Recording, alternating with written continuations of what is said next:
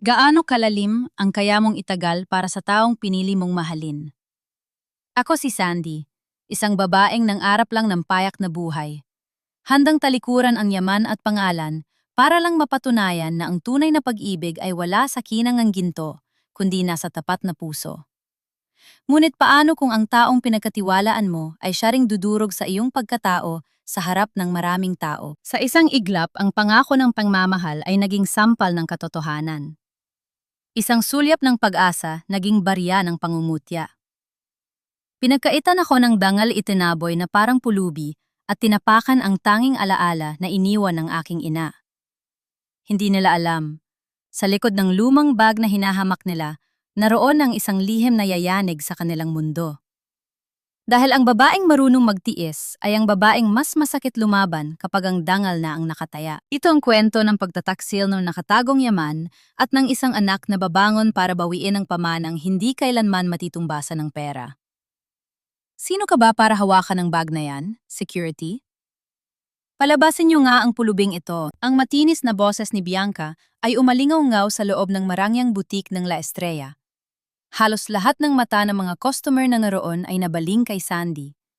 Nakatayo siya sa gitna ng tindahan, suot ang isang simpleng t-shirt at maong na pantalon, habang hawak ang isang mamahaling leather bag na balak sana niyang iregalo para sa kaarawan ng kanyang magiging biyenan. Miss, tinitingnan ko lang naman ang presyo.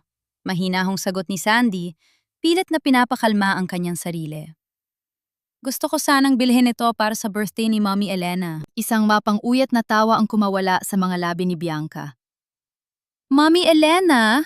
At talagang tinatawag mo ang may-ari ng kumpanyang ito sa ganyang pangalan? Look at yourself, girl.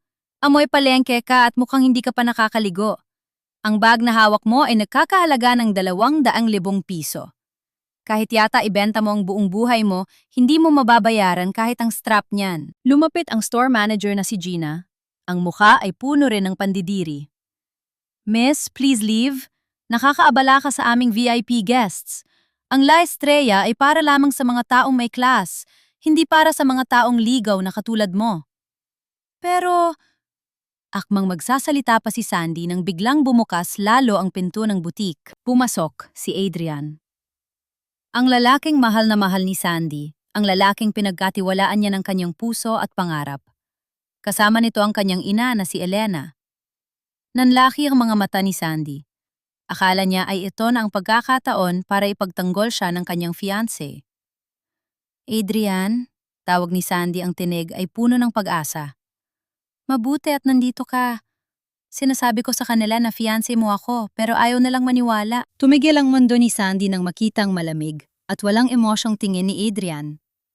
Imbes na lumapit para aluin siya, nanatili itong nakatayo sa tabi ni Bianca.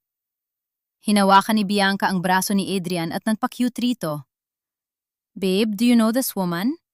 Sinasabi niya na fiancé mo raw siya. Nakakatawa, di ba? Sabi ni Bianca habang nakasandal sa balikat ni Adrian. Tumingin si Adrian kay Sandy mula ulo hanggang paa. Walang bakas ng pagkilala, walang bakas ng pagmamahal. Ang lalaking hinalikan siya kagabi at nangakong bubuo sila ng pamilya ay parang isang estranjero na ngayon. Huwag kang asumera, malamig na sabi ni Adrian. Ang bawat salita niya ay parang punyal na tumatarak sa puso ni Sandy. Hindi kita kilala, at hinding-hindi magiging fiancé ng isang Adrian Salazar ang isang katulad mong amoy palengke. Please security, ilabas niyo na ang babaeng ito bago pa siya makasira ng gamit dito. Adrian, anong sinasabi mo? Nanginginig ang boses ni Sandy. Ako ito si Sandy. Ang babaeng tumulong sa'yo para hindi mabangkarote ang kumpanyang ito. Ang babaeng, tumigil ka na, sigaw ni Elena, ang ina ni Adrian. Ang anak ko ay nakatadhana sa isang babaeng mayaman at maganda katulad ni Bianca. Hindi sa isang hampas lupang katulad mo. Guard, ano pa ang hinihintay nyo, kaladkarin nyo ngayon palabas? Tinaluhong si Sandy ng 2 malalakas na security guard. Sa sobrang kaguluhan, nabitawan ni Sandy ang kanyang lumang bag na gawa sa tela, ang tanging alaala na iniwan ng kanyang yumaong ina. Nahulog ito sa sahig at bago pa man niya ito makuha, tinapakan ito ni Bianca gamit ang kanyang matulis na stiletto. Oops, sorry. Akala ko kasi basahan. Pang-uuyat ni Bianca sabay tawa ng malakas. Ramdam ni Sandy ang hapti ng bawat sulyap ng mga tao sa paligid. Ang hiya ay parang apoy na sumusunog sa kanyang balat. Kinaladkad siya ng mga guard palabas ng butik at itinulak sa semento. Kasabay nito ang biglang pagbuhos ng malakas na ulan na tila ba nakikiramay sa kanyang nararamdaman. Nakaluhod si Sandy sa labas ng gusali, basang-basa at nanginginig. Pinanood niya mula sa malaking glass window kung paano inabutan ni Adrian ng panyo si Bianca at kung paano sila masayang magtatawanan habang hawak ang mga mamahaling bag. Doon sa gitna ng ulan dahan-dahang, gumapang ang galit sa puso ni Sandy.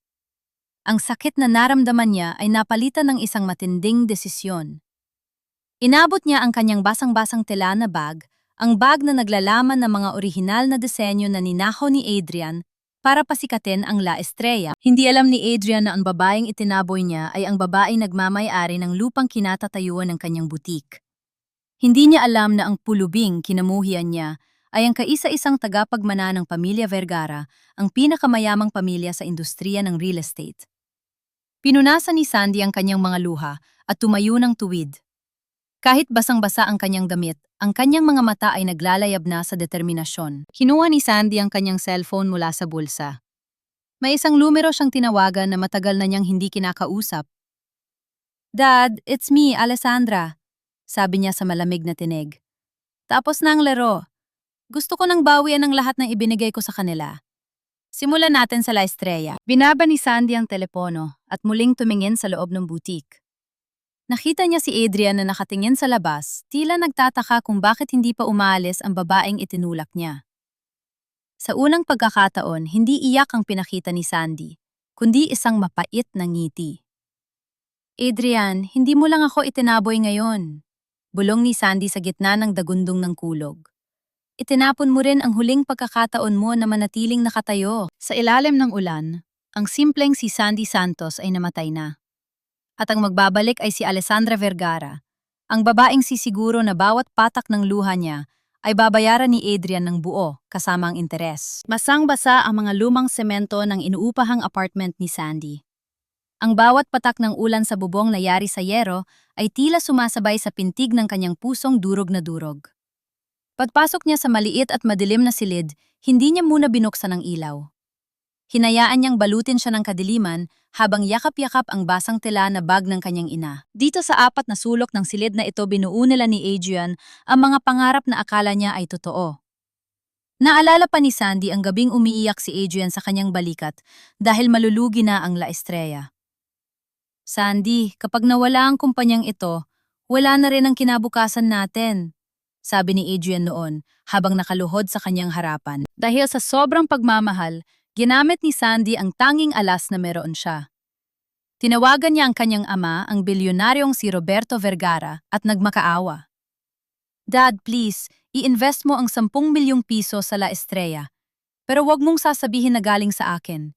Sabihin mo nakita mo ang potensyal ng kumpanya." 10 milyong piso.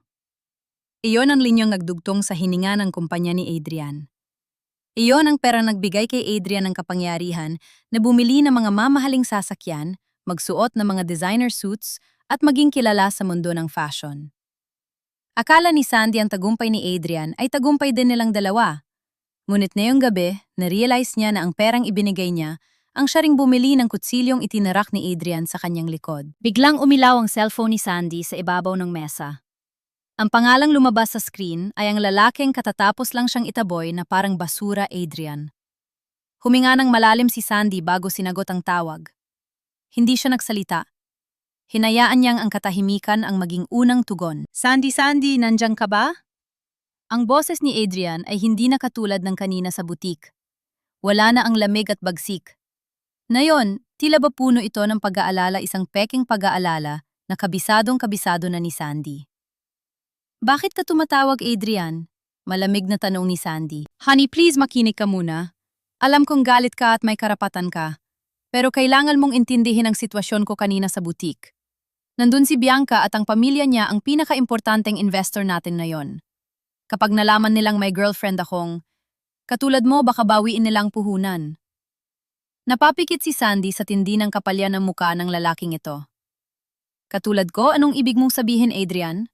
Na mahirap ako? Na hindi ako kasing kinang ng Bianca na yan?" "Hindi naman sa ganun, Sandy. Alam mo namang mahal kita, di ba? Pero kailangan nating magsakripisyo para sa La Estrella. Ang pagtatatwa ko sa'yo kanina, acting lang yon. Part yun ng plano para makuha natin ang tiwala ni Bianca. Konting tiis na lang kapag stable na ang kumpanya pakakasalan kita. Pangako yan. Isang mapait na tawa ang kumawala sa mga labi ni Sandy. Acting so yung sampal ni Mami Elena sa akin. Acting lang din ba yon? Yung pagtapakan ni Bianca sa bag ng nanay ko, script niyo rin ba yon? Adrian, halos mamatay ako sa hiya sa harap ng maraming tao. Sandy, masyado kang emosyonal.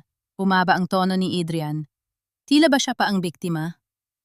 Gusto mo bang mawala ang lahat ng pinaghirapan natin? Isipin mo ang future natin. Magpalipas ka muna ng galit. Huwag kang gagawa ng kahit anong eksena na makakasira sa amin ni Bianca. Magpadala ako ng pera sa account mo.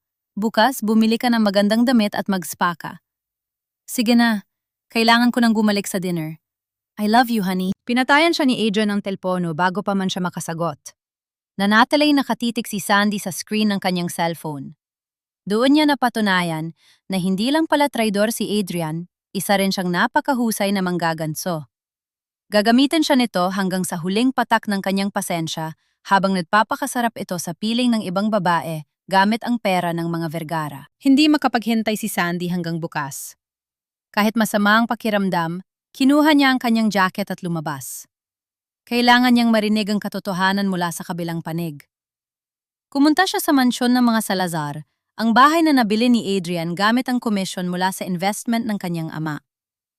Dumaan si Sandy sa likurang bahagi ng mansyon sa may garden na malapit sa veranda. Doon narinig niya ang tawanan ng mga tao. Sumilip siya sa likod ng malalaking halaman. Nakatayo si Elena, ang ina ni Adrian, kasama ang ilang mga kumare nito. Hawak nila ang mga baso ng wine habang nagkukwentuhan tungkol sa nangyari sa butik kanina. Ay naku mare, kung nakita niyo lang ang mukha ng babaeng yung kanina, tumatawang sabi ni Elena. Akala mo naman kung sinong prinsesa kung makakapit kay Adrian. Mabuti na lang at natauhan na ang anak ko. Sino ba talaga yun, Elena? Fiancé ba talaga siya ni Adrian? Tanong ng isang kumare. Fiancé, nakakatawa ka naman. Mare, si Sandy ay isang utusan lang na nangarap ng mataas. Ginamit lang siya ni Adrian para may taga-asikaso siya noong nagsisimula pa lang ang kumpanya. Ngayong sikat na ang La Estrella at nandyan na si Bianca na anak ng isang bilyonaryo, bakit pa kami mananatili sa isang hampas lupa? Huminga ng malalim si Elena bago nagpatuloy. Ang totoo niyan, pinagstay lang namin yan sa tabi ni Adrian dahil may mga koneksyon siyang nagamit namin nung una. Pero ngayon basura na siya. Sabi ko nga kay Adrian, siguraduhin niyang hindi na makakalapit sa atin ang babaeng yon. Baka makasira pa sa imahe ni Bianca. E paano kung maghabol? Maghabol saan siya kukuha ng pambayad sa abogado? Isang kahig isang tuka lang yun. Hayaan niyo siya malapit na ring ikasal si Adrian kay Bianca. Yun ang totoong level namin. Naninginig ang buong katawan ni Sandy habang nakikinig. Ang bawat salita ni Elena ay parang lason na kumakalat sa kanyang sistema. Hindi lang pala si Adrian ang nanloko sa kanya. Ang buong pamilya Salazar ay nakikipagplastikan sa kanya sa loob ng 2 taon. Tinuring niyang pangalawang ina si Elena, binilhan ng mga gamot dinala sa ospital noong may sakit ito at pinagsilbihan ng higit pa sa isang tunay na anak. Ngunit para sa kanila, isa lang siyang kasangkapan na tinatapon kapag wala ng pakinabang. Dahan-dahang umatras si Sandy mula sa garden. Wala nang luha ang lumalabas sa kanyang mga mata. Tuyot na ang kanyang pighate at ang tanging natitira ay ang malamig at matalim na poot. Habang naglalakad palayo sa mansyon, muling tumunog ang cellphone niya. Isang text message mula sa kanyang ama. Alessandra, ang mga abogado ng Vergara Group ay handa na. Ang 10 milyong piso na investment ay pwedeng bawiin anumang oras dahil sa breach of contract na ginawa ni Adrian sa pag-embezzle ng funds. Isang salita mo lang anak, gigibain natin ang La Estrella. Huminto si Sandy sa paglalakad at tumingala sa madilim na langit. Hindi na siya ang Sandy na handang magsakripisyo.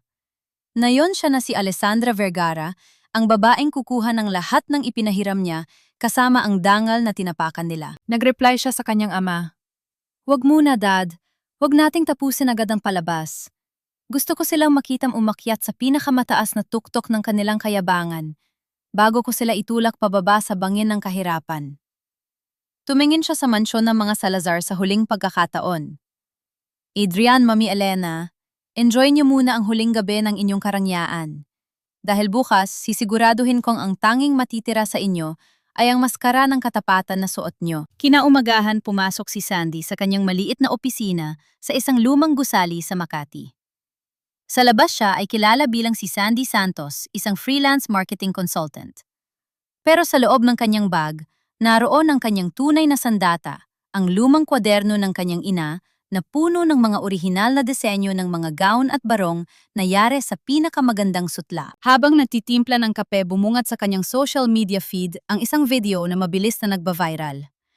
Ito ay isang behind-the-scenes vlog ni Bianca na may pamagat na Preparing for the Legacy Collection, My Creative Journey with Adrian.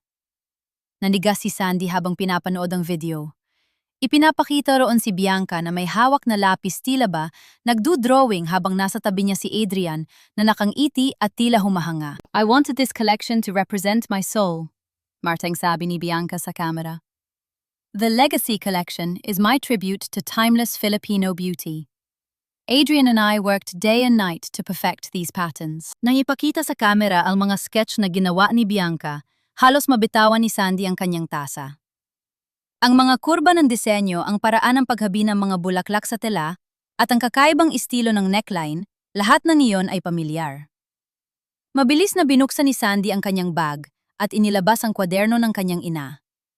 Inihambing niya ang drawing sa screen, sa drawing sa lumang papel na may lagda ng kanyang ina. Lualhati Vergara, 1,975. Magnanakaw! Bulong ni Sandy. Ang kanyang boses ay nanginginig sa galit.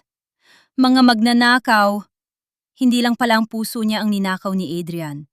Ninanakaw din nito ang huling alaala ng kanyang ina para ibigay ang karangalan sa isang babaeng wala namang alam sa sining kundi ang magpout sa harap ng kamera. Ang legacy na ipinagmamalaki nila ay ang legacy ng kanyang ina na si Luwalhati, ang tunay na reyna ng disenyong Pilipino na kinalimutan ng mundo dahil sa pandilin lang ng mga Salazar. Doon naintindihan ni Sandy kung bakit kinuha ni Adrian ang kanyang lumang bag noong nakaraang buwan sa katwirang ipapa-restore daw niya ito. Iyon pala ang pagkakataon na kinuha nito ang mga sketches sa loob. Pinunasan ni Sandy ang isang luhang pumatak sa kanyang pisingi.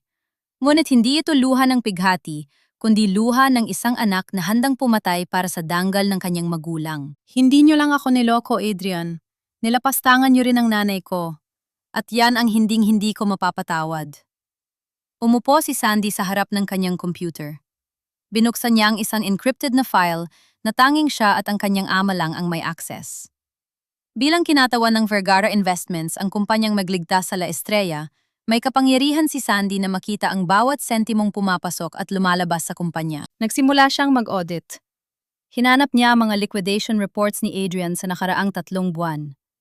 Habang lumalalim ang kanyang pagsasaliksik, mas lalong lumalaki ang kanyang mga mata. May mga transaksyong nakapangalan sa isang marketing research firm na pag-aari pala ng pinsan ni Bianca. Libu-libong piso ang inililipat doon linggo-linggo, pero walang anumang output na natatanggap ang La Estrella. Embezzlement, sabi ni Sandy sa sarili. Kinagatasan niyo ang pera ni Dad para pundohan ang luho niyo. Pero ang pinakamasakit na natuklasan ni Sandy ay ang records ng supplementary credit card na ibinigay niya kay Adrian noong nakaraang taon para sa emergency business expenses. Tiningnan ni Sandy ang huling transaksyon. Petsa kahapon. Oras 6:00 ng gabi. 1 oras matapos siyang ipahiya at itaboy ni Adrian sa boutique. Lugar Cartier Boutique Greenbelt. Halaga 1.5 milyong piso. Napasandal si Sandy sa kanyang upuan. 1,500,000 piso. Ang perang pinaghirapan ng kanyang pamilya ay ginamit ni Adrian para bumili ng isang mamahaling singsing. At alam ni Sandy na hindi para sa kanyang singsing na yon. Mabilis na bumalik si Sandy sa social media ni Bianca. Doon nakita niya ang isang bagong post. Isang larawan ng kamay ni Bianca na may suot na dambuhalang diamond ring, may caption na, "The best surprise from my king. Yes, 1,000 times yes. #engaged. #future Mrs. Salazar." Ang mga komento ay puno ng pagbate mula sa mga kilalang tao sa lipunan. Perfect couple! So happy for you, Bianca. Adrian is such a gentleman. Natawa si Sandy ng malakas isang tawa na puno ng pait at puot. Gentleman, gentleman na ginagamit ang card ng fiancé niya para pambili ng engagement ring ng kabit niya. Hinawakan ni Sandy ang mouse ng kanyang computer nang mahigpit hanggang sa mamuti ang kanyang mga kuko. Sa sandaling iyon ang huling hibla ng pagmamahal na nararamdaman niya para kay Adrian ay tuluyan ng naputol. Ang natira na lang ay ang isang malamig at kalkuladong plano para sa paghihigante. Gusto niyong ikasal? Sige, ibibigay ko sa inyo ang kasal na hinding-hindi niyo malilimutan, bulong ni Sandy. Kinuha niya ang kanyang kelpono at nag-save ng screenshot ng bawat resibo, bawat invoice, at bawat dokumentong nagpapatunay ng pagnanakaw ni Adrian.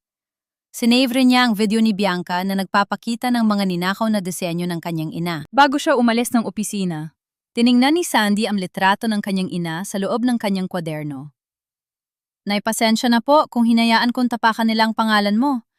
Pero pangako ko sa inyo sa oras na matapos ako ang pangalang Salazar ay magiging kasing kahulugan ng basura sa bansang ito.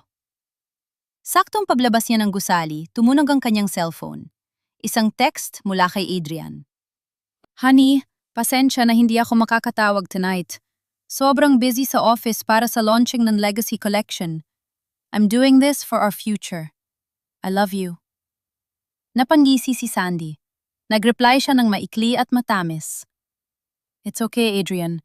Alam kong malaki ang pinaghahandaan niyo. Excited na rin ako para sa araw na lalabas ang lahat ng katotohanan. I love you too. Ibinalik ni Sandy ang phone sa bag at naglakad palayo.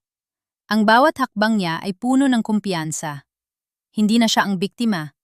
Noyon siya na ang mangangaso na tahimik na naghihintay sa tamang oras para bitawan ng pana. Iba ang hangin sa loob ng Forbes Park.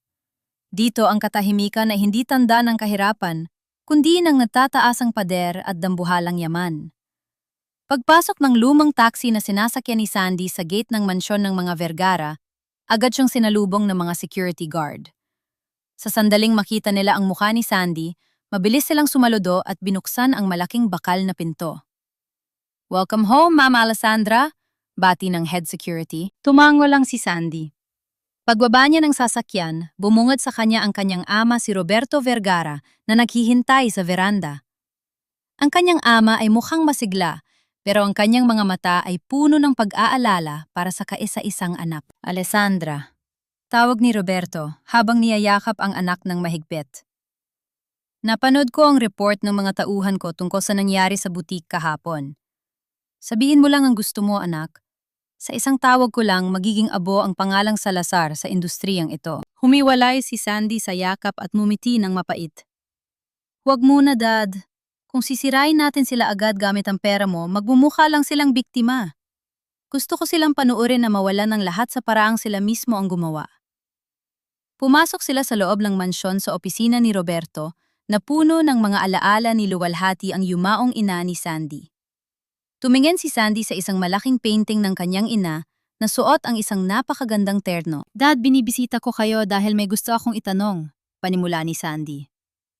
Naalala niyo ba si Elena Salazar, ang nanay ni Adrian? Kumunot ang noo ni Roberto. Parang may mapait na alaalang dumaan sa kanyang isip. Elena, oo. Siya ang assistant ng mami mo nung nagsisimula pa lang ang Luwalhati Designs, 30 taon nang nakakaraan. Bakit mo na itanong? May nalaman ako, Dad. Pero bago ko kumpirmahin, kailangan ko munang makausap si Aling Rosa. Si Aling Rosa ang pinakamatandang mananahi ni Luwalhati. Siya ang saksi sa bawat tahi at bawat luha ng kanyang ina noong nabubuhay pa ito. Matapos ang ilang oras na pakikipag-usap sa kanyang ama, nagpaalam na si Sandy at dinalaw ang maliit na patahiyan ni Aling Rosa sa isang lumang kalsada sa Santa Ana. Ang amoy ng telang katsa at langis ng makina ang bumati kay Sandy. Pagkakita sa kanya ng matandang babae agad itong naluha. Alessandra ang, ganda-ganda mo kamukhang-kamukha mo ang nanay mo, sabi ni Aling Rosa habang pinapaupo si Sandy. Aling Rosa, diretso na po ako, sabi ni Sandy habang inilalabas ang kwaderno ng kanyang ina. Alam niyo po ba ang tungkol sa hidwaan ni Nanay at ni Elena Salazar? Napabuntong hininga ang matanda. Kinuha niya ang kanyang salamin at tiningnan ang mga disenyo sa kwaderno. Ang babaeng yon, si Elena. Akala ng nanay mo tunay siyang kaibigan. Pero noong malapit ng ilunsad ng nanay mo ang kanyang kauna-unahang major collection, ninakaw ni Elena ang mga sketches. Ibinenta niya yon sa isang malaking kumpanya kapalit ng malaking pera. Nanlaki ang mga mata ni Sandy. Kaya po ba biglang nawala sa eksena si nanay noon? Anak, napagbintangan pa ang nanay mo na siya ang nanggaya. Nawalan siya ng kumpanya, nawalan ng dangal. Si Elena ang dahilan kung bakit naghirap ang nanay mo bago niya nakilala ang dad mo. Ang masaklap pa ginamit ni Elena ang perang nakuha niya para simulan ang maliit na puhunan na naging La Estrella ngayon.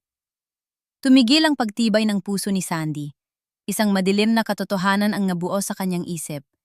Hindi lang pala nagkataon na nakilala niya si Adrian. Aling Rosa, ibig niyo bang sabihin, ang pundasyon ng La Estrella ay galing sa pagnanakaw kay nanay? Eksakto, Alessandra.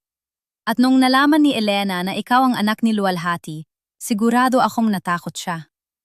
Pero nung nakita niyang hindi mo gamit ang apelidong Vergara at nagpapanggap kang mahirap kinuha nilang pagkakataon para gantihan ang nanay mo sa pamamagitan mo. Isang malamig na kilabot ang dumaloy sa likod ni Sandy. Kaya pala ganun na lang katindi ang galit ni Elena sa kanya sa butik.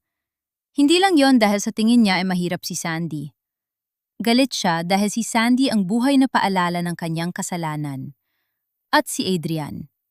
Ginamit siya ni Adrian para ubusin ang natitirang yaman ng mga Vergara bilang pagpapatuloy ng pagnanakaw na sinimula ng kanyang ina. Ninanakawan nila kami noon at ninanakawan nila ako ngayon, bulong ni Sandy. The sins of the mother are being repeated by the son. May isa pa, Alessandra, dagdag ni Aling Rosa. Ang boses ay puno ng babala. Narinig ko sa mga balita, ilulunsad daw ang Legacy Collection. Nakita ko ang mga patalastas sa TV. Iyon ang mga disenyong hindi natapos ng nanay mo bago siya pumanaw. Paano napunta sa kanila yon? Ninakaw ni Adrian ang bag ko, Aling Rosa. Doon nakatago ang mga huling sketches ni nanay. Napahawak si Aling Rosa sa kanyang dibdib. Diyos ko, uulitin nilang ginawa nila noon. Sisirain nilang alaala ng nanay mo para sa sarili nilang kasikatan. Tumayo si Sandy. Ang kanyang aura ay hindi na katulad ng dati. May kakaibang dilim at talim sa kanyang mga mata. Hindi na po mangyayari ang kasaysayan, Aling Rosa. Nung unang panahon, wala pang boses si nanay para lumaban. Pero ngayon, nandito ako. Bago umalis, binigyan ni Aling Rosa si Sandy ng isang lumang dokumento. Itago mo ito. Yan ang orihinal na rehistro ng mga disenyo na ginawa ng nanay mo bago siya traidurin ni Elena. Akala nila na wala na ang ebidensya, pero itinago ko ito sa loob ng 30 taon naghihintay ng tamang panahon. Hawak ang dokumentong yon, lumabas si Sandy ng patahiyan. Ang ulan ay tumila na, pero ang bagyo sa loob ng kanyang pagkatao ay lalong lumakas. Ngayon ang laban na ito ay hindi na lang tungkol sa isang pusong sinugatan. Ito ay tungkol sa katarungan para sa isang ina na kinitlan ng pangarap. Ito ay tungkol sa pagbawi sa pamanang 30 taon ng kinakamkam ng mga magnanakaw. Pag-uwi ni Sandy sa kanyang apartment, nakita niya ang isang delivery box sa tapat ng kanyang pinto. May note na nakalagay, para sa fiancé ko. Suotin mo ito sa launching bukas. Ayaw ko namang magmukha kang katulong sa harap ng mga bisita ko. Adrian. Pinuksan ni Sandy ang box. Sa loob ay isang simpleng RTW na dress na halatang mumurahin kumpara sa mga isinusuot ni Bianca. Isang insulto na naman. Numiti si Sandy, isang ngiting nagpapahiwatig ng panganib. Kinuha niya ang dress at itinapon ito sa basurahan. Adrian, Elena, hindi niyo alam kung anong dambuhala ang ginising niyo, bulong ni Sandy habang tinitingnan ang orihinal na sketches ng kanyang ina. Handa na ang entablado, at sa pagkakataong ito, ako ang magsusulat ng ending. Maaga pa lang ay usap-usapan na sa social media ang huling post ni Bianca. Isang video ito kung saan suot niya ang masterpiece ng Legacy Collection, isang gown na gawa sa pinong sutla na may burang ginto. Sa caption nakasulat, "The fruit of our love and hard work. Thank you, Adrian, for believing in my vision. This is for the woman who knows her worth." Napakuyom ang palad ni Sandy habang tinitingnan ang screen ng kanyang computer. Ang gown na suot ni Bianca ay ang mismong disenyo na tinapos ng kanyang ina bago ito pumanaw. Ang bawat tahi ay may kwento ng paghihirap, pero ngayon, ibinibida ito ng isang babaeng. Ang tanging alam ay manakit at mangagaw. Ang babaeng nakakaalam ng kanyang halaga. Bulong ni Sandy sa hangin. Tingnan natin kung magkano ang magiging halaga mo kapag nalaman ng mundo na ang suot mo ay galing sa pagnanakaw. Hindi na nagpatumpik-tumpik pa si Sandy. Binuksan niya ang kanyang laptop at nagpadala ng isang opisyal na email sa Board of Directors ng La Estrella gamit ang kanyang otorisasyon bilang kinatawa ng Vergara Investment Group. Subject: Urgent Notice of External Audit and Financial Investigation. Sa loob lamang ng ilang minuto nagkagulo sa opisina ng La Estrella. Bilang isang silent investor ang pamilya Vergara ay may karapatang mag-audit anumang oras. At dahil sa laki ng nawawalang pondo na nadiskubre ni Sandy, may sapat siyang dahilan para higpitan ang hawak sa leeg ni Adrian. Maya-maya pa tumunog ang cellphone ni Sandy. Si Adrian. Sa pagkakataong ito, hindi niya agad sinagot. Hinayaan niya itong mag-ring ng 5 beses bago niya ito kinuha. Sandy, salamat at sinagot mo. Ang boses ni Adrian ay puno ng taranta at kaba. Bakit Adrian? Bakit parang humihingal ka? Kunyaring pag-aalala ni Sandy. May problema sa kumpanya, Sandy. May nag-order ng biglaang audit mula sa Vergara Group. Hindi ko maintindihan. Okay naman ang takbo ng kumpanya, pero bakit bigla silang maghihinala? Baka may nag-leak ng records natin. Audit, akala ko ba? Maayos ang lahat. Adrian, sabi mo sa akin, lumalago ang La Estrella, sabi ni Sandy. Pilit na itinatago ang nisi sa kanyang boses. Maayos naman talaga, pero may mga pondo lang na ginamit ko para sa launching ng Legacy. Sandy, kailangan ko ng tulong mo. Alam ko may kakilala ka sa loob ng Vergara Group, di ba? Yung nagpasok sa akin noon. Pwede mo ba siyang kausapin na i-delay ang audit kahit matapos lang ang launching sa susunod na linggo? Napaawang ang labi ni Sandy. Hanggang sa huli gagamitin pa rin siya nito. Adrian, malaki ang Vergara Group. Hindi ko alam kung makikinig sila sa akin. At saka bakit ka natatakot kung wala ka namang itinatago? Hindi sa ganon. Pero alam mo naman ang mga investors mabusisi sila. Kapag nakita nilang may kulang sa liquidation, makabawiin nila ang puhunan. Sandy, please, gawin mo ito para sa atin. Kapag nalampasan natin ito, magpapakasal na tayo. Ipapangako ko ikaw na ang magiging reyna ng La Estrella. Reyna ng basura, sa isip ni Sandy.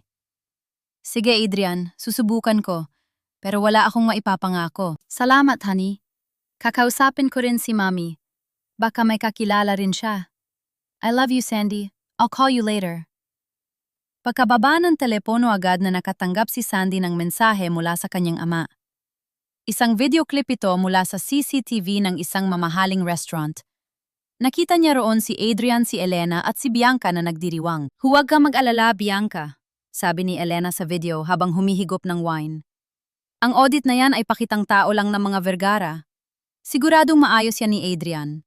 Ang mahalaga, ikaw ang magiging mukha ng pinakamalaking fashion event sa bansa.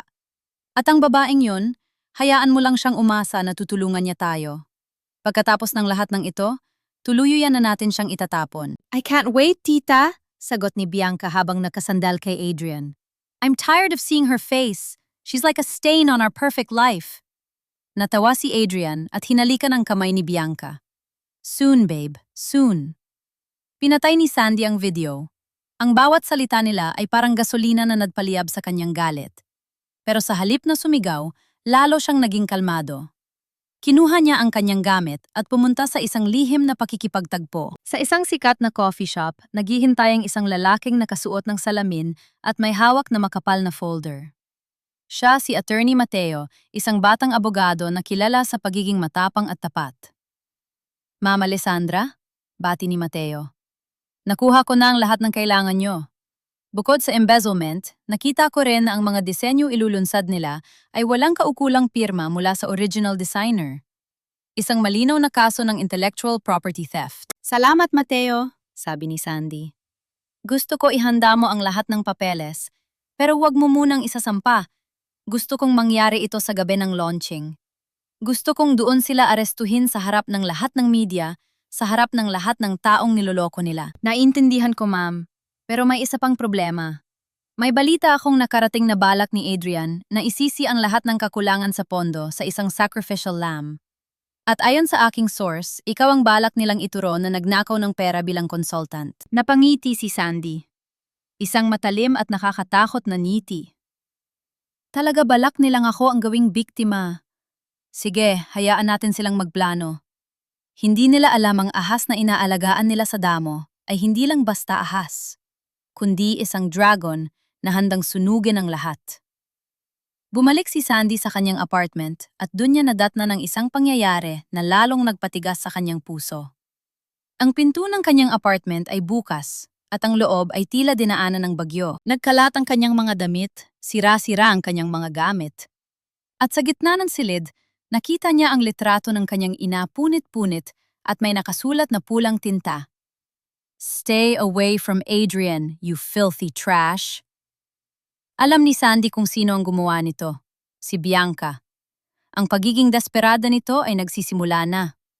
Pero imbes na matakot, lumapit si Sandy sa punit na litrato at hinalikan ang muka ng kanyang ina. "Nay, malapit na," bulong niya.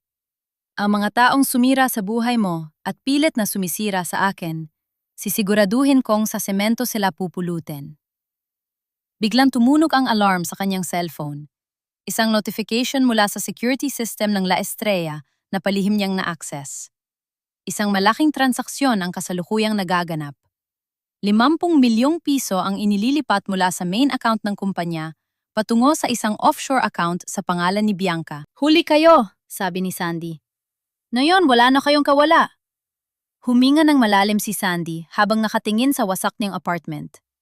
Sa halip na linisin ang kalat, kinuha niya ang kanyang cellphone at kumuha ng litrato ng bawat sulok.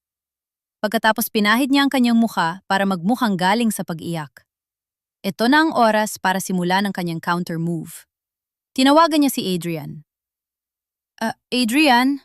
Ang boses ni Sandy ay nanginginig tila ba takot na takot. "Sandy, bakit ka umiiyak? Anong nangyari?" tanong ni Adrian. Pero bakas sa boses nito ang inip sa halip na tunay na pag-aalala. "May pumasok sa apartment ko. Sinira ang lahat ng gamit ko." "Adrian, natatakot ako. May nakasulat pa sa pader na layuan daw kita. Baka saktan nila ako." Natahimik sa kabilang linya. Alam ni Sandy na alam ni Adrian kung sino ang gumawa nito. Sige, huwag kang aalis dyan. Pupunta ako, mag-uusap tayo." Makalipas ang isang oras, dumating si Adrian sa apartment ni Sandy. Pagkapasok pa lang niya, agad siyang napangiwi sa dumi at gulo. Lumapit si Sandy sa kanya at yumakap ng mahigpit isang yakap na puno ng pagpapanggap habang ang kanyang mga mata ay nananatiling tuyo at matalim. "Adrian, ayoko na rito. Gusto ko nang umalis." Hikbi ni Sandy sa kanyang dibdib. "Shh, tahan na. Sabi ko naman sa'yo, nakakagulo lang dahil sa audit," sabi ni Adrian habang tinatapik ang likod ni Sandy. "Pero may magandang balita ako. Kung gusto mo makatulong para matigil na itong gulo, may naisip akong paraan." Humiwalay si Sandy sa yakap at tumingin sa kanya. "Ano yun?" "May mga documents ako rito." Inilabas ni Adrian ang isang folder mula sa kanyang bag. "Ito yung mga consultancy reports mo sa La Estrella. Kung pipirmahan mo ito, lalabas na ikaw ang may hawak ng pondo para sa marketing. Kapag may nagtanong tungkol sa nawawalang pera, sasabihin natin na nasa account mo lang at hinihintay ang tamang panahon para gastusin. Temporary lang ito, Sandy, para lang makalusot tayo sa audit." Gusto nang matawa ni Sandy sa harap ng lalaking ito. Ang mga dokumentong ibinibigay ni Adrian ay mga ebidensya na magpapatunay na si Sandy ang kumuha ng 50 milyong piso. Balak siyang gawing panakipbutas ni Adrian para sa pagnanakaw nila ni Bianca. "Sigurado ka bang ligtas ito, Adrian? Baka mapahamak ako," tanong ni Sandy. Pilit na pinapakitang nag-aalinlangan siya. "Trust me, honey. Gagawin ko ba ito kung ikakapahamak mo? Kapag napirmahan mo ito, maililipat natin ang atensyon ng mga auditor. Pagkatapos papakasalan na kita at alis na tayo sa bansang ito kung gusto mo." "Sige, pipirmahan ko," sabi ni Sandy. "Pero bago yan, pwedeng pagawan mo muna ako ng kape. Sobrang nanginginig pa ang mga kamay ko sa takot." "Sure, no problem," sabi ni Adrian kampanteng-kampante dahil akala niya ay nauto na naman niya si Sandy. Naglakad siya patungo sa maliit na kusina. Sa sandaling tumalikod si Adrian, mabilis na kumilos si Sandy. Kinuha niya ang cellphone ni Adrian na naiwan sa ibabaw ng mesa. Mabilis niyang isinaksak ang isang maliit na USB drive na ibinigay ni Attorney Mateo. Sa loob lamang ng 30 segundo, na-clone na ng drive ang lahat ng private messages, bank apps, at pati ang mga lihim na recording ni Adrian. Nang marinig niyang pabalik na si Adrian, mabilis na ibinalik ni Sandy ang phone at nagkunwaring tinitingnan ang mga papeles. "Here's your coffee," sabi ni Adrian habang inilalapag ang tasa. Pinirmahan ni Sandy ang mga dokumento pero hindi niya ginamit ang kanyang tunay na pirma bilang Alessandra Vergara. Ginamit niya ang isang estilo ng pirma na madaling mapapatunay ang peke ng isang handwriting expert sa oras na dalhin ito sa korte.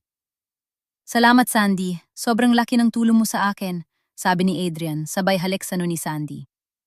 "Kailangan ko na bumalik sa office. Mag-ingat ka rito, ha?" Pagkalis na pag-alis ni Adrian, agad na kinuha ni Sandy ang USB drive at isinaksak sa kanyang laptop. Binuksan niya ang private folder ni Adrian. Doon bumungad sa kanya ang isang video call recording sa pagitan ni Adrian at Bianca na nangyari kagabi. "Babe, napirmahan na ba ng tangan niyo ng papeles?" tanong ni Bianca sa video. "Bukas pa. Pero sigurado akong papayag yun. Takot na takot siya matapos mong sirain ang apartment niya," sagot ni Adrian habang tumatawa. "Kapag hawak ko na ang pirma niya, isusumite ko agad yan sa mga auditor ng Vergara Group.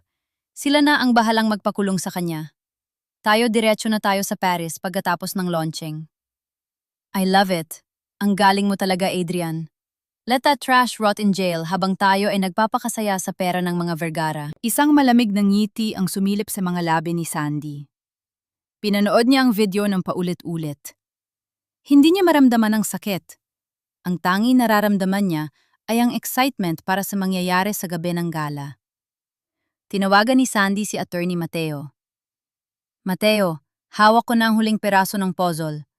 May recording ako ni Adrian at Bianca na nag-aamin ng kanilang plano na i-frame up ako. At may record din ako ng offshore account transfers." "Magaling, Ma'am Alessandra," sagot ni Mateo. "Handa na rin ang cease and desist order para sa legacy collection. Sa sandaling isuot ni Bianca ang gown sa runway, pwede na nating itigil ang palabas." "Wait, Mateo," pigil ni Sandy. "Huwag nating itigil agad. Gusto ko hayaan nating matapos ang pagrampa ni Bianca. Gusto kong malasap niya ang palakpakan ng mga tao. Dahil iyon ang huling pagkakataon na makakatanggap siya ng paghanga bago siya makatikim ng kahihiyan." "Naiintindihan ko, ma'am. Ang bangis niyo po." "Hindi ito bangis, Mateo. Ito ay katarungan para sa nanay ko," sabi ni Sandy habang tinitingnan ang punit-punit na litrato ni Luwalhati. "Adrian, akala mo ay nakuha mo na ang pirma na magpapahamak sa akin? Hindi mo alam ang pinirmahan ko ay ang warrant of arrest para sa inyong dalawa ni Bianca." Lumabas si Sandy ng kanyang apartment at hindi na lumingon pa. Iniwan niya ang lahat ng gamit niya roon. Wala na siyang pakialam sa mga material na bagay na yon. Pagbaba niya ng gusali, isang itim na SUV ang naghihintay sa kanya. Bumukas ang bintana at lumabas ang mukha ng kanyang ama, si Roberto Vergara. "Handa ka na ba, Alessandra?" "Opo, Dad. Handa na ako," sagot ni Sandy habang sumasakay sa sasakyan. "Sa susunod na pagkikita namin ni Adrian, sisiguraduhin kong malalaman niya kung sino talaga ang kinalaban niya." Habang umaandar ang sasakyan, palayo sa madilim na kalye, isang malakas na kidlat ang gumuhit sa langit. Ang bagyo ay hindi pa tapos at ang pinakamalakas na hagupit nito ay nakatutok na sa direksyon ng La Estrella. Sa loob ng mansyon ng mga Vergara, nakatayo si Sandy sa tapat ng isang malaking bintana habang pinagmamasdan ang bukang liwayway. Hindi na siya ang babaeng basang-basa sa ulan at nanginginig sa takot. Ngayon, suot niya ang isang mamahaling robe na gawa sa seda at ang bawat kilos niya ay puno ng otoridad. Ngunit bago tuluyang isagawa ang huling hakbang, alam ni Sandy na may isa pang kailangang tapusin. Hindi pa alam ni Elena Salazar na umalis na siya sa kanyang apartment. At ayon sa report ng kanyang mga tauhan, kasalukuyang kapunta ang matandang Salazar sa kanyang lumang tirahan para sa isang pinal na pakikipag-ayos. "Dad, hihiram muna ako ng isang sasakyan," sabi ni Sandy sa kanyang ama. Gusto kong makita ang huling hininga ng kanilang kayabangan. Pumunta si Sandy sa isang tahimik na park malapit sa kanyang dating apartment kung saan niya pinapunta si Elena matapos itong tumawag ng paulit-ulit.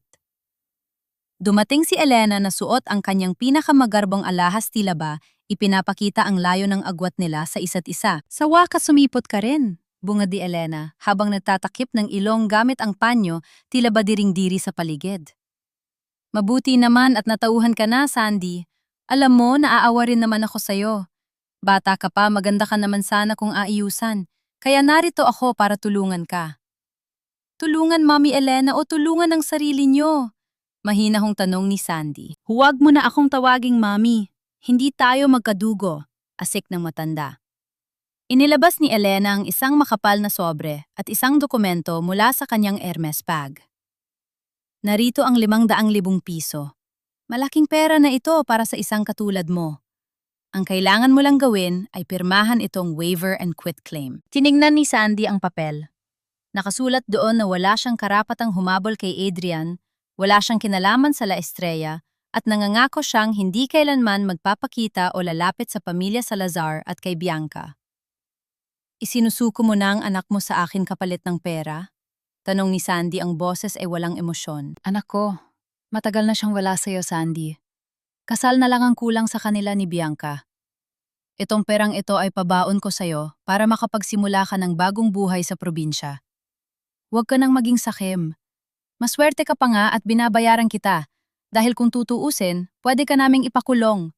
Dahil sa mga dokumentong hawak ni Adrian laban sa'yo. Natawa ng bahagya si Sandy. Ang bawat salita ni Elena ay lalong nagpapatunay kung gaano kabulok ang prinsipyo ng kamilyang ito. Inisip ni Elena na ang dangal ay pwedeng bilhin na ang lahat ng sakit na idinulot nila ay mabubura ng 500,000 piso. Sige, pipirmahan ko, sabi ni Sandy. Pero hindi dahil kailangan ko ang pera nyo. Pipirmahan ko ito dahil ayaw ko na talagang magkaroon ng anumang koneksyon sa inyo. Mabilis na kinuha ni Sandy ang ballpen at nilagdaan ang papel. Numiti ng tagumpay si Elena at mabilis na kinuha ang dokumento. Mabuting bata. O, heto ang pera, kunin mo na.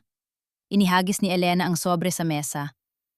Sana ay huwag na tayong magkita pang muli, Sandy Santos. Sa gabi ng gala bukas, magiging hari at reyna ang anak ko at si Bianca. At ikaw, pulutin ka sana sa kangkungan. Tinalikuran na ni Elena si Sandy habang naglalakad palayo na parang isang panalo. Hindi niya napansin na hindi man lang hinawakan ni Sandy ang sobre ng pera.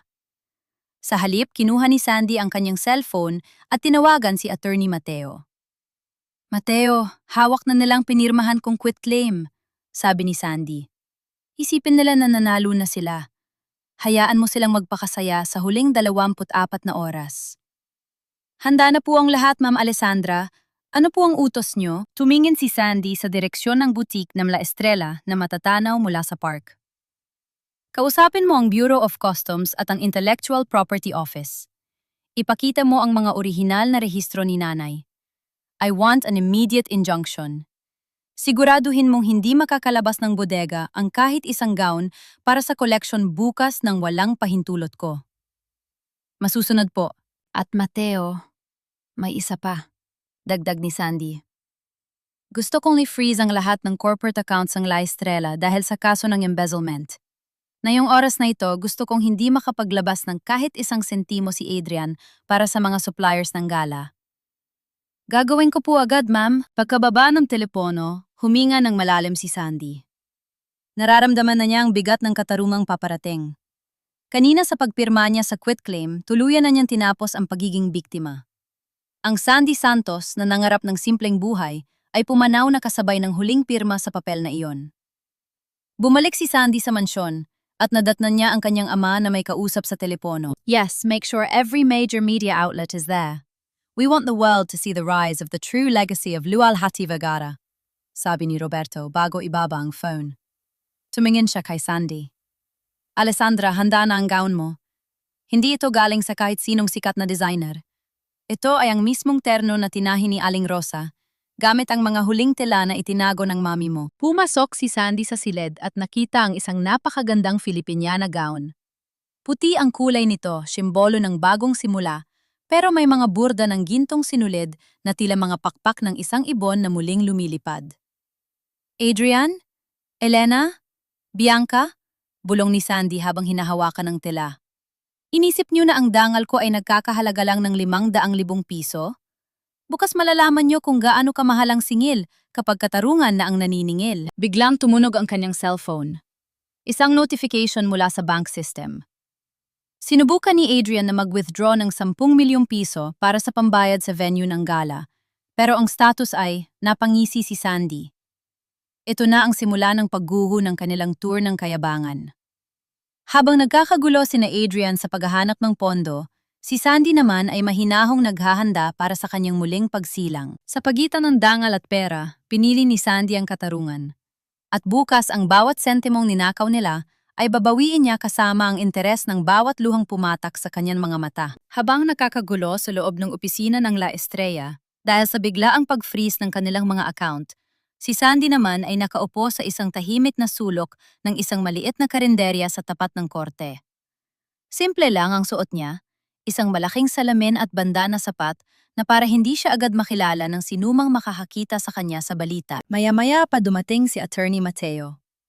Pagod ang itsura ng binate halatang galing sa mahabang pakikipagtalo sa mga opisyal ng gobyerno, pero maaliwalas ang kanyang muka nang makita si Sandy.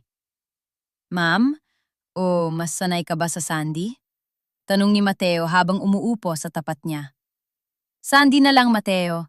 Sa labas ng mansyon, ako pa rin naman ang babaeng nakilala nyo. Sagot ni Sandy sabay, abot ng isang basong malamig na tubig. Nagawa ko na ang utos mo. Naisumite na ang injunction. Pero alam mo, habang ginagawa ko ang mga papeles, may mga lumapit sa akin na grupo ng mga modista. Mula sila sa workshop ng La Estrella, panimula ni Mateo. 3 buwan na raw silang hindi binabayaran ng tama ni Adrian. Pinangakuan sila ng bonus pagkatapos ng gala, pero ngayon nalaman nilang balak silang sibakin ni Bianca pagkatapos mailunsad ang collection para palitan ng mga factory workers mula sa ibang bansa. Napahigpit ang hawak ni Sandy sa kanyang baso. Ang mga modistang iyon, alam niyang marami sa kanila ay mga nanay rin, mga babaeng nagtitiyagang magtahi hanggang madaling araw para lang mapag-aral ang kanilang mga anak. Katulad ni Aling Rosa, sila ang tunay na nagbibigay buhay sa bawat gown. Pero sila rin ang unang tinatapakan ng mga katulad ni na Adrian at Bianca. Gusto nilang magsampa ng labor case pero natatakot sila. Wala silang pambayad sa abogado at alam nilang maimpluwensya ang mga Salazar, dagdag ni Mateo. Kaya pala ganun na lang ang gigil ko na makuha natin ang hustisya para sa'yo.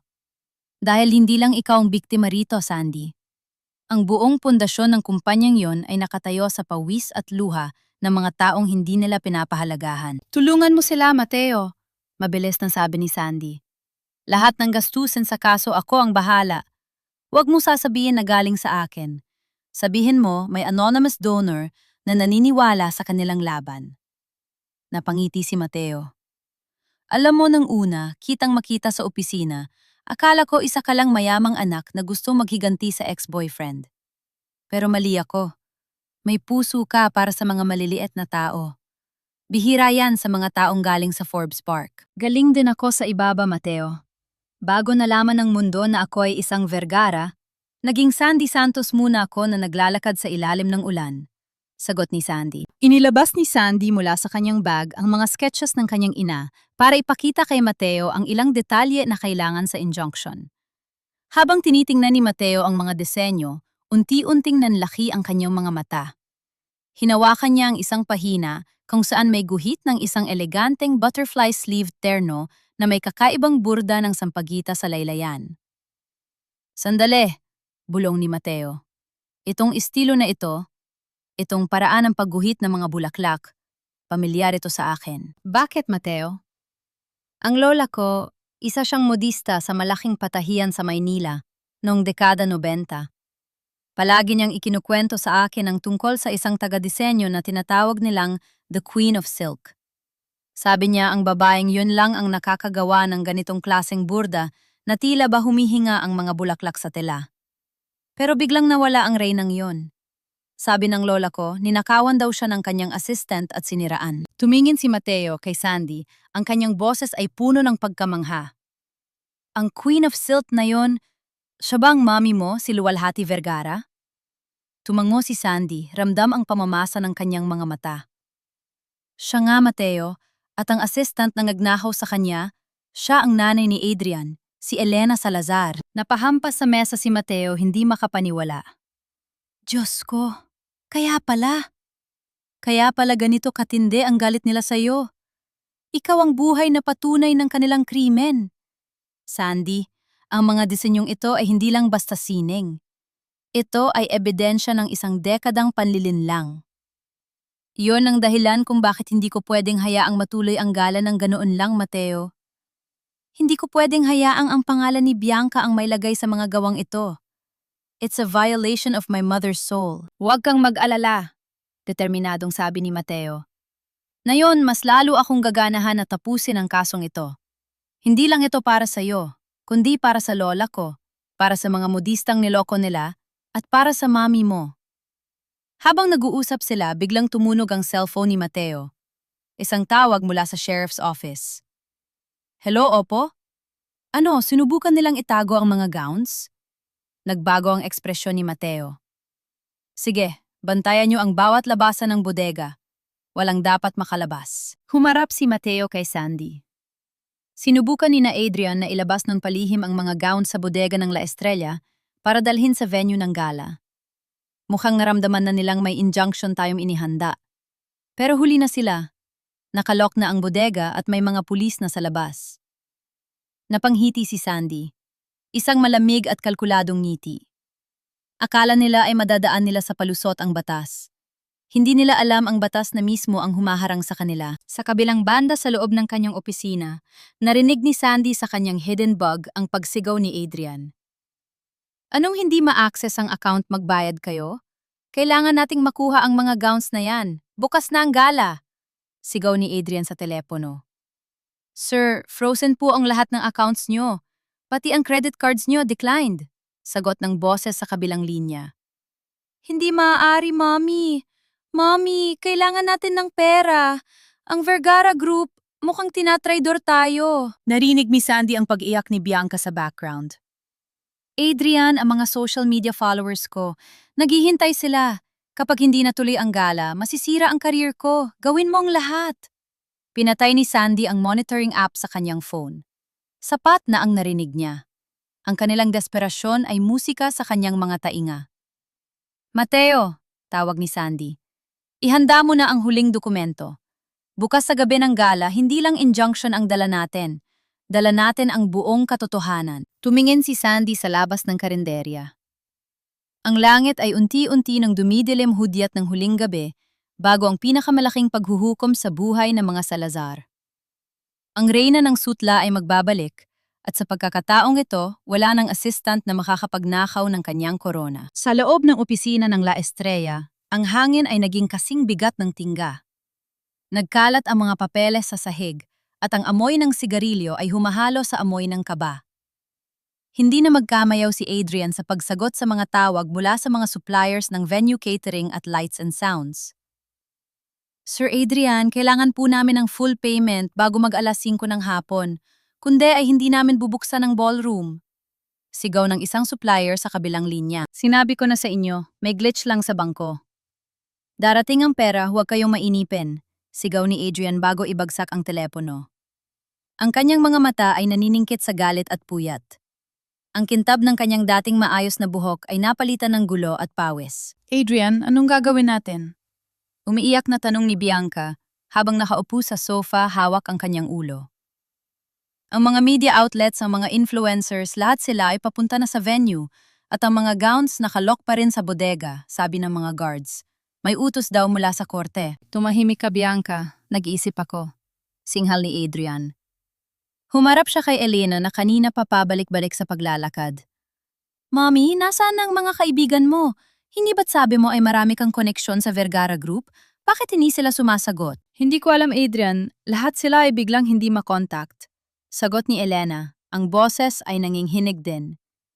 Pero huwag kang mag-alala. May huling alas pa tayo. Yung mga dokumentong pinirmahan ni Sandy, yun ang gagamitin natin. Tatawagan ko ang pulis. Sasabihin ko si Sandy ang nagnakaw ng pera kaya tayo nawala ng pondo. Kapag naaresto siya, mapipilitan ng Vergara Group na makipag-ayos sa atin para hindi sila madamay sa iskandalo. Isang malademonyong ngiti ang sumilip sa mga labi ni Adrian. Tama, ipapasa natin ang lahat ng dumi kay Sandy. At least, bago tayo bumagsak, sisiguraduhin nating kasama siyang mabulok sa kulungan. Sa kabilang banda sa loob ng master suite ng mansyon ng mga Vergara, ang katahimikan ay puno ng kapayapaan. Nakatayo si Sandy sa harap ng isang dambuhalang salamin. Sa tabi niya ay si Aling Rosa na may hawak na aspile at dahan-dahang inaayos ang laylayan ng kanyang gown. Alessandra, perpekto na bulong ni Aling Rosa. Ang mga mata ay puno ng luha. Kung nakikita ka lang ng mami mo, tiyak na sasabihin niyang ikaw ang pinakamagandang obra na nagawa niya. Tiningnan ni Sandy ang kanyang sarili. Wala na ang simpleng babae na may suot na kupas na t-shirt at maong. Ang nakikita niya sa salamin ay isang reyna. Ang puting terno ay tila yari sa ulap at ang 24 na karat na gintong burda ay kumikinang sa bawat galaw niya.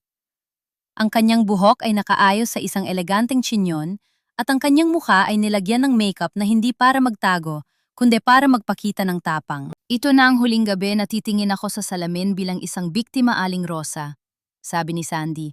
Ang boses ay matatag at malalim.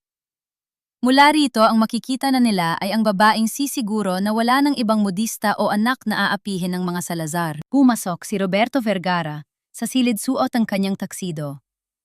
Huminto siya sa may pinto at natulala sa kanyang anak. Luwalhati, bulong niya tila ba nakakita ng multo?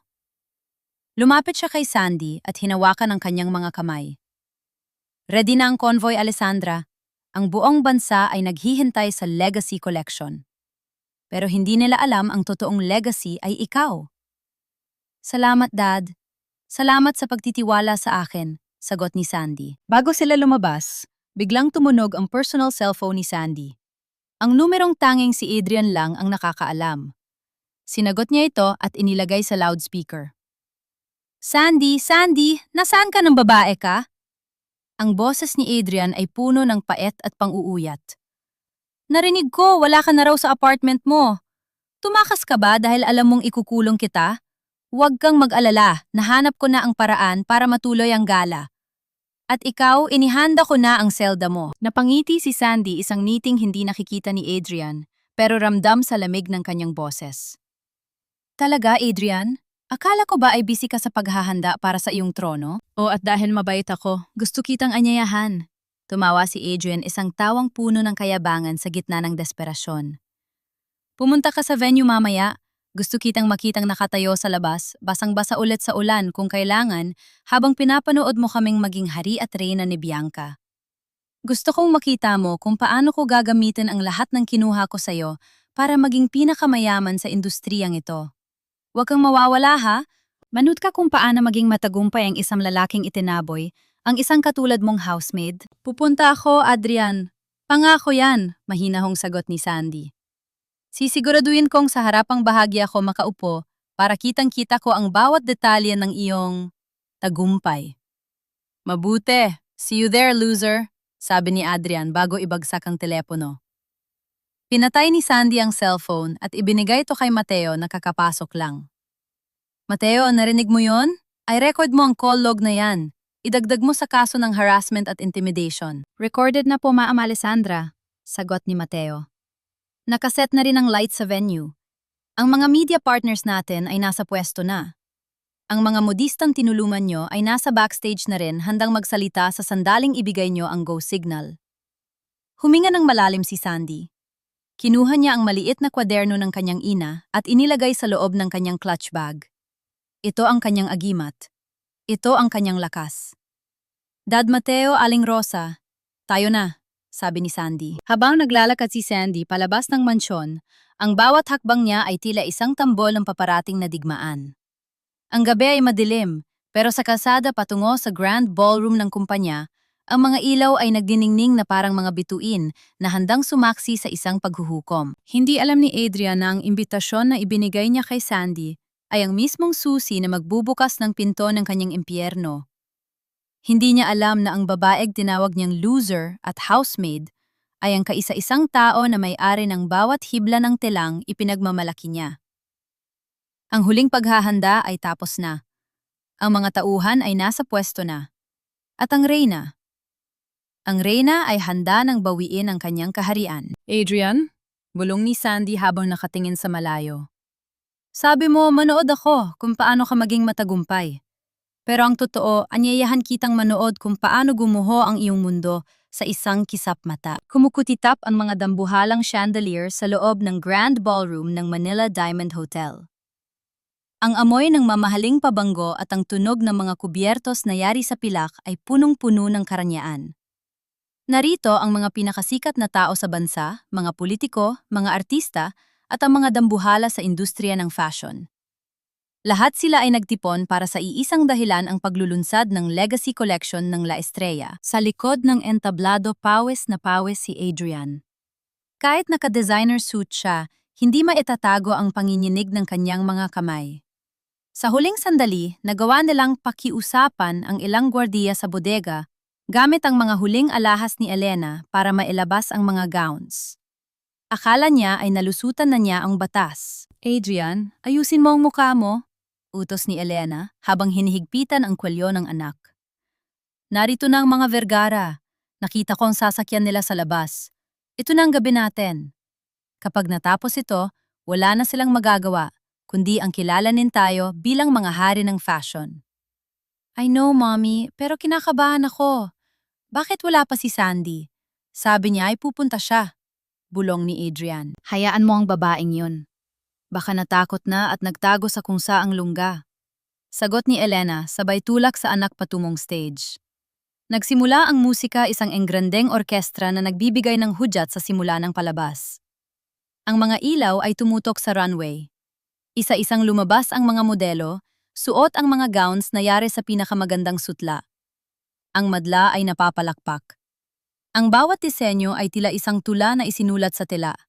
Pero sa bawat palakpak, may isang pusong nasasaktan sa dilim. Si Sandy ay nakaupo sa pinakamadilim na bahagi ng VIP section kasama ang kanyang ama at si Attorney Mateo.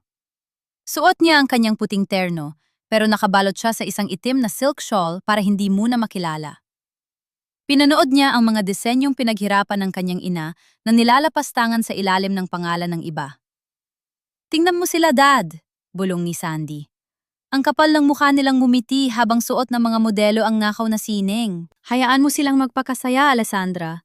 Malapit na ang oras, sagot ni Roberto. At dumating na ang pinakahihintay na sandali. Ang musika ay naging mas malakas at mas dramatiko. Lumabas si Bianca, ang main muse ng collection. Suot niya ang masterpiece, ang puting gown na may gintong burda na tinapos ni luwalhati bago ito mamatay.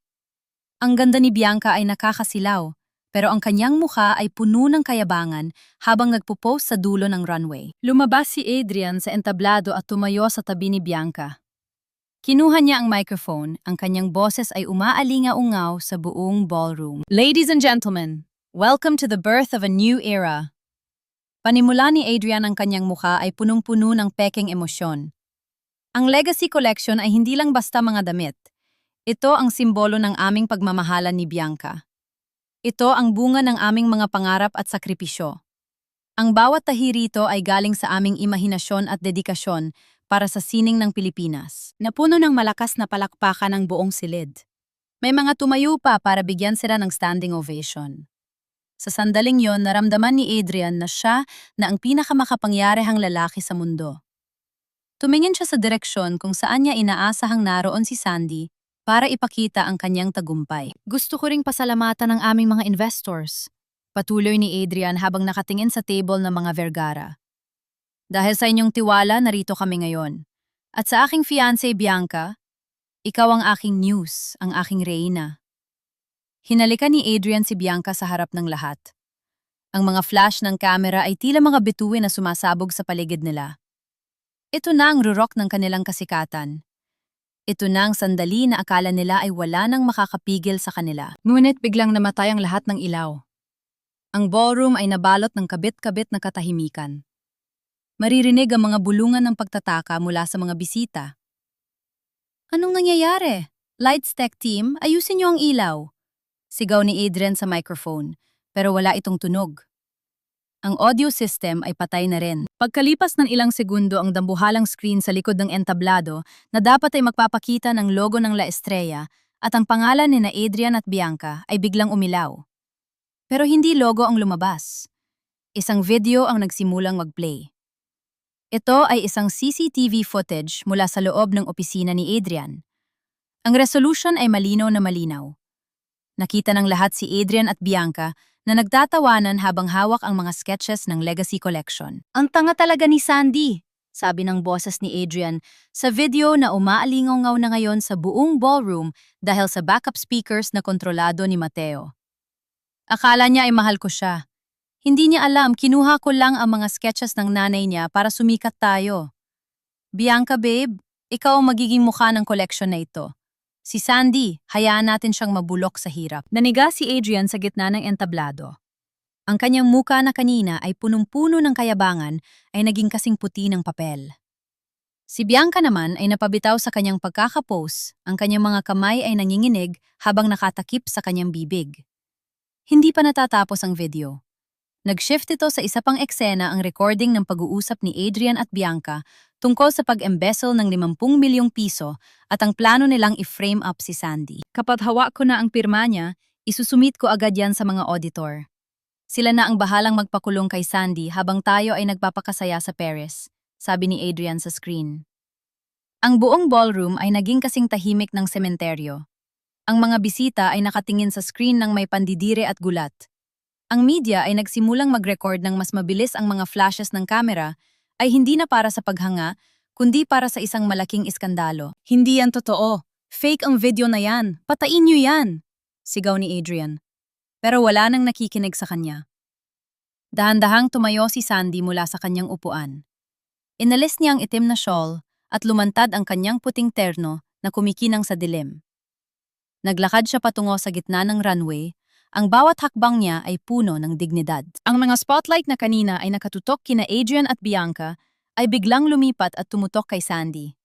Sa sandaling yun, ang lahat ng tao sa ballroom ay napatingin sa kanya. Ang ganda niya ay hindi lang nakakasilaw, ito ay nakakatakot. Tumingala si Sandy kay Adrian na nasa entablado. Ang kanyang mga mata ay naglalayab sa katarungan. Adrian, ang boses ni Sandy, ay narinig ng lahat kahit wala siyang microphone dahil sa matinding katahimikan. Sabi mo, anyayahan mo akong manood kung paano ka magtagumpay. Heto na ako. At heto na rin ang katotohanan na pilit mong ibinaon sa ilalim ng iyong mga kasinungalingan. Hindi pa natatapos ang gabi. Dahil sa dulo ng ballroom, bumukas ang malalaking pinto at pumasok ang isang grupo ng mga pulis kasama si Attorney Mateo at ang mga auditor ng gobyerno. Adrian Salazar Bianca Monteverde. Sigaw ng isang opisyal. You are under arrest for embezzlement, intellectual property theft, and corporate fraud.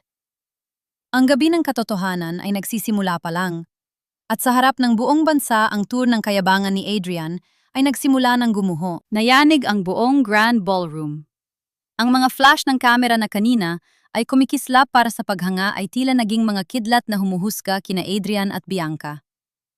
Ang bulungan ng mga tao ay naging malakas na ugong ng pagkadismaya at galit. Hindi to maari, fake news yan. Sinisiraan lang nila kami, sigaw ni Bianca. Ang kanyang boses ay pumiyok sa tindi ng histerya. Sinubukan niyang lumapit sa mga reporter, pero wala nang gustong makinig sa kanya.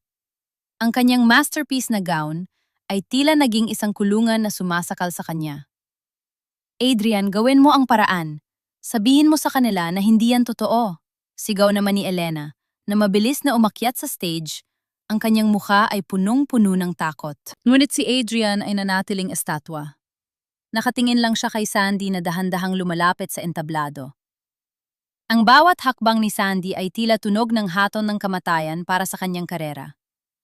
Adrian, tawag ni Sandy, ang boses ay kalmado, pero tumatagos hanggang buto. Sabi mo kanina gusto mong panoorin ko ang tagumpay mo? Heto ako. Pinapanood ko kung paano mo winasak ang sarili mong pangalan gamit ang sarili mong mga salita. Sandy, honey, makinig ka. Lumapit si Adrian sa dulo ng stage at manghahawakan ang kamay ni Sandy. Nagkamali lang ako ng sinabi sa video na yon. Alam mo namang ikaw ang mahal ko, di ba? Ginagawa ko lang ang lahat ng ito para sa atin. Isang malakas na sampal ang sumalubong sa mukha ni Adrian bago pa man siya makatapos. Hindi si Sandy ang sumampal sa kanya, kundi si Aling Rosa na kaisa ng mga modista na umakyat na rin sa stage. Para sa inyo, ang sabihin mo para sa kasakiman nyo, sigaw ni Aling Rosa. Niloko nyo kami, pinagtrabaho nyo kami ng walang bayad habang nagpapakasasa kayo sa pera ng ibang tao. Magnanahaw kayo ng sining at magnanahaw kayo ng dangal. Kasunod dito ay ang pagpasok ni Attorney Mateo kasama ang mga pulis. Adrian Salazar, Bianca Monteverde at Elena Salazar. Alinsunod sa warrant na inilabas ng korte para sa kasong qualified theft, estafa at intellectual property piracy, kayo ay inaaresto. Wait, you can't do this. Do you know who I am? Sigaw ni Bianca, habang pinipigilan siya ng mga pulis. I am Bianca Monteverde. I have millions of followers. Ngayon, ang followers mo ay magiging saksi sa pagbagsak mo, Bianca. Malamig na sabi ni Sandy. Ang legacy na ipinagmamalaki mo ay hindi sayo. Yan ay pag-aari ng nanay ko si Luwalhati Vergara. At narito ang orihinal na rehistro na nagpapatunay na ang bawat disenyo sa koleksyon na ito ay ninakaw nyo. Inilabas ni Sandy ang dokumento at ipinakita sa harap ng lahat ng kamera. Ang mga reporter ay nagsimulang mag-unahan sa pagkuha ng litrato. Sa sandaling iyon, ang katotohanan ay tila isang tsunami na tuluyang tumangay sa La Estrella. Elena Salazar. Baling ni Sandy sa matanda na nangkinginig na sa isang sulok. Akala mo ba ay mabubura ng 500,000 piso ang kasalanan mo sa nanay ko? 30 taon mong kinamkam ang hindi sayo. Ngayon, pati ang mansyong tinitirhan mo ay binalik ko na sa pamilya Vergara. Wala na kayong kahit na ano. Kinuha ko na ang lahat ng ipinahiram ko sa inyo. Sandy, maawa ka. Lumuhod si Elena sa harap ni Sandy. Ang kanyang mga mamahaling alahas ay tila naging mga kadena ng kahihiyan. Huwag mong ipakulong ang anak ko. Ako na lang ang parusahan mo. Tumingin si Sandy kay Elena ng may halong awa, pero hindi ang awa na magpapatigil sa katarungan. Ang awa ay ibinibigay sa mga taong marunong magsisi bago mahuli ang lahat. Pero kayo, tinapakan niyo ang pagkatao ko hanggang sa huling sandali. Ngayon, ang batas na ang kakausapin niyo. Kinaladkad ng mga pulis si Adrian, Bianca at Elena palabas ng ballroom sa gitna ng sigawan at pangungutya ng mga tao.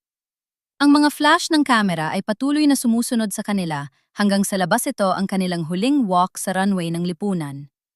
Isang walk of shame na hinding-hindi malilimutan ng bansa. Naiwan si Sandy sa gitna ng entablado. Biglang lumapit sa kanya ang kanyang ama si Roberto Vergara. Kinuha nito ang microphone at hinarap ang madla. Ladies and gentlemen! Ang boses ni Roberto ay puno ng pagmamalaki. Nais ko ring ipakilala sa inyo ang tunay na nagmamay-ari ng gabing ito. Hindi siya si Sandy Santos na isang utusan. Siya si Alessandra Vergara, ang kaisa-isang tagapagmana ng Vergara Group, at ang anak ng tunay na Queen of Silk, si Luwalhati Vergara. Nagkaroon ng sandaling katahimikan bago sumabog ang isang masigabong palakpakan. Pero sa pagkakataong ito, ang palakpak ay para sa katarungan, para sa katotohanan, at para sa isang babaeng hindi sumuko sa gitna ng bagyo. Humarap si Sandy sa mga tao. Ang kanyang mga mata ay nagniningning. Ang gabing ito ay hindi tungkol sa akin. Ito ay para sa aking ina at para sa lahat ng mga manggagawa na tahimik na nagtitiis sa likod ng bawat marangyang kasuotan. Ang legacy ay hindi tungkol sa yaman.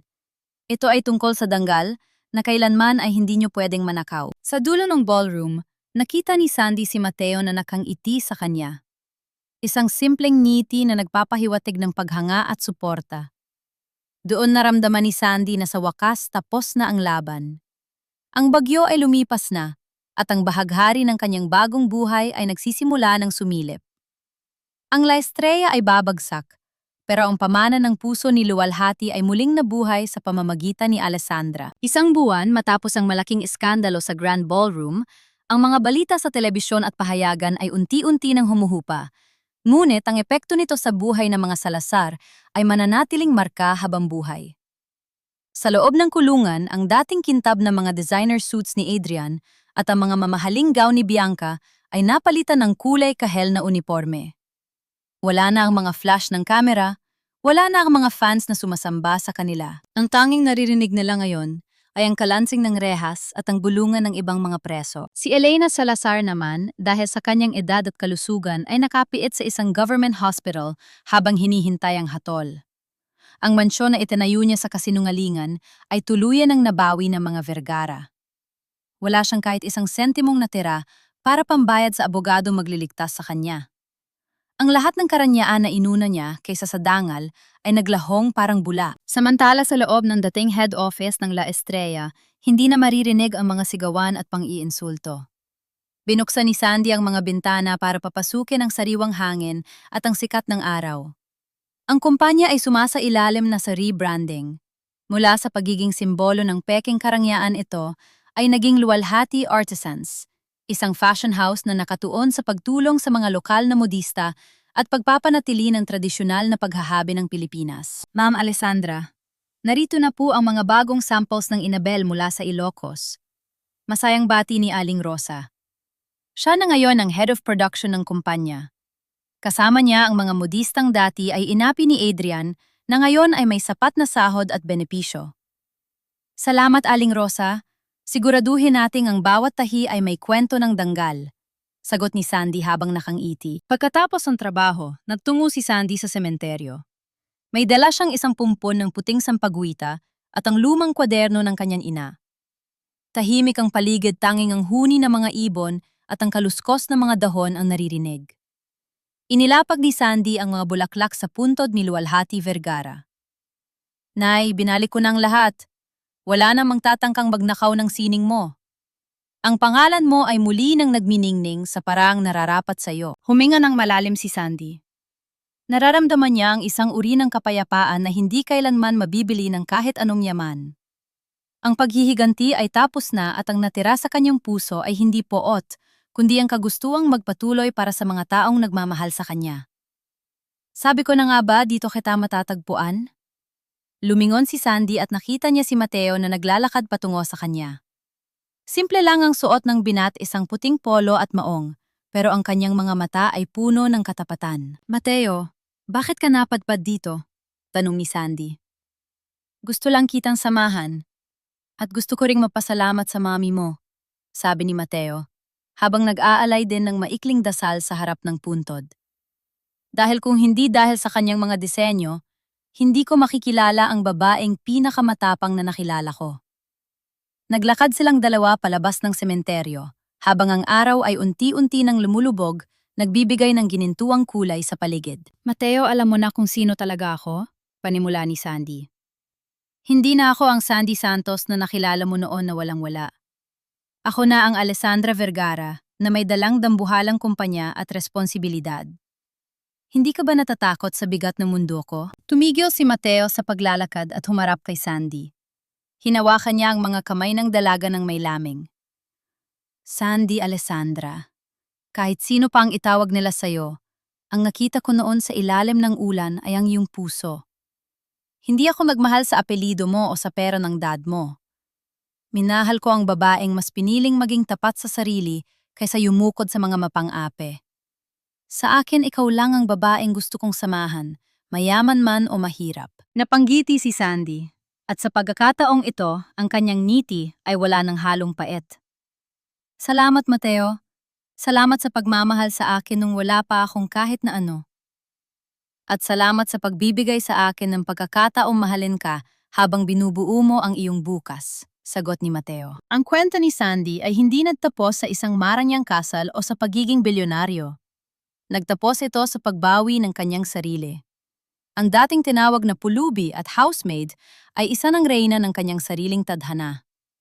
Ang bawat luhang kumatak sa kanyang mga mata ay naging mga perlas ng karunungan na nagpatibay sa kanyang pagkatao. Sa huli na patunayan ni Sandy na ang tunay na yaman ay hindi nasusukat sa tatak ng damit na suot mo o sa laki ng bahay na tinitirhan mo. Ang tunay na yaman ay ang dangal na hindi kayang bilhin, ang katarungang hindi kayang itago, at ang pag-ibig na tatanggapin ka dahil sa kung sino ka talaga. Habang naglalakad palayo ang dalawa, bitbit ni Sandy ang kanyang lumang tela na bag, ang bag na naging saksi sa kanyang pagbagsak at sa kanyang muling pagbangon. Ang pamana ng puso ay hindi kailanman mawawala dahil ito ay nakaukit na sa bawat tahi ng kanyang bagong simula.